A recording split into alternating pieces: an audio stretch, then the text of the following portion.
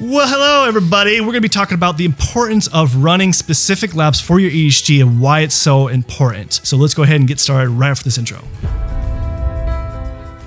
Welcome back, my Optimal Mind performers and my Optimal Mind leaders. And if you are new here and have not downloaded my free guide yet on ADHD, as far as what supplements, nutrients, and labs to run for your ADHD, go ahead and download that free guide in the description below. My name is Dr. LeGrand. I grew up with ADHD and dyslexia. And today we're going to be talking about why it's so important to be running the specific labs for your ADHD so that you can reach optimal levels of health. So if you are a parent that are trying to seek this information for your child, or if you're an adult that has ADHD, this still benefits you. So I'm going to share two stories. My very first story is actually my very first patient that had ADHD in medical school. And I was on the ADHD autism rotations. And the very first patient that I saw, this kid had all the typical signs of ADHD, impulsivity, hyperactivity, brain fog, really having a hard time in school, and just behavior issues and stuff like that. And I tried everything that I was learning in naturopathic medical school and conventional school, as well as trying to find what could work. I tried different ADHD treatments, different supplements, different diets, nutrition. No matter what I threw at him of what I was learning in school, it just wasn't working. So then, I realized, okay, I need to dive in a little deeper, look at this patient as more of an individual. So I asked the mom more questions and found out that he was having more spurts of being fatigued, which I thought was kind of unusual for somebody who has ADHD, especially a child. And also I found out that he was even more pale too, which was kind of unusual as well. So I decided, okay, what are some other associated symptoms that he possibly has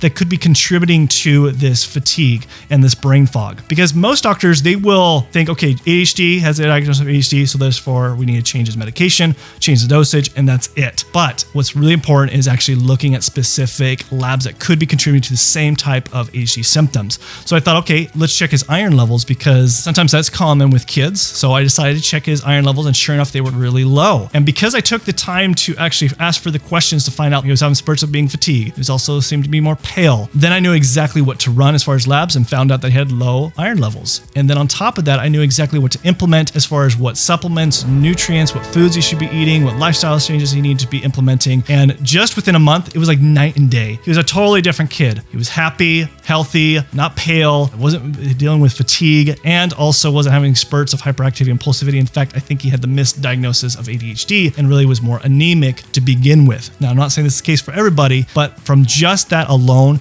made a huge difference. Now, the second story is a recent patient that I had. A mother came in to see me and her child who had severe digestive issues as well as ADHD. And they went to all the specialists, seen all the doctors, they ran all the different tests and even run several different allergy tests and didn't find anything out of balance. And it was really frustrating for this mother and for the child because they couldn't find anything. And they spent all this time, invested all this money, and couldn't find anything. So when they actually found me and came to see me, I started to look in and dive in more at individualized care and look at more specific labs. And this is why it's so crucial, is to look at more of a biochemical imbalances in the body. They've already run all those tests, didn't find anything. So let's look at more of a nutritional biochemical standpoint of what's out of balance in the body. So once I ran those tests, and then also I've talked about this in my other videos, she was running the wrong types of allergy tests, and that's why she wasn't getting the results. So I had her run a IgE, scratch allergy test, and sure enough, we found things like chocolate, apples, and some other things I couldn't remember. And by just eliminating those and then implementing the nutrients that were out of balance in her body by running those other tests, it was huge for her.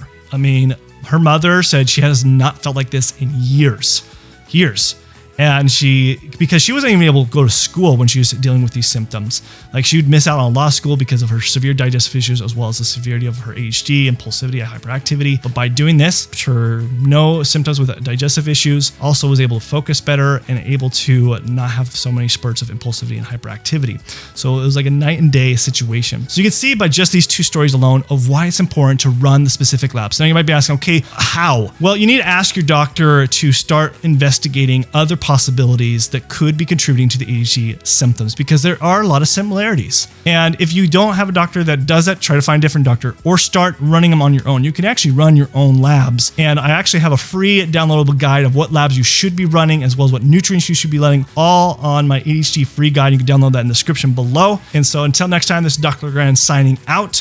And remember, you have an optimal mind. Thanks. Bye.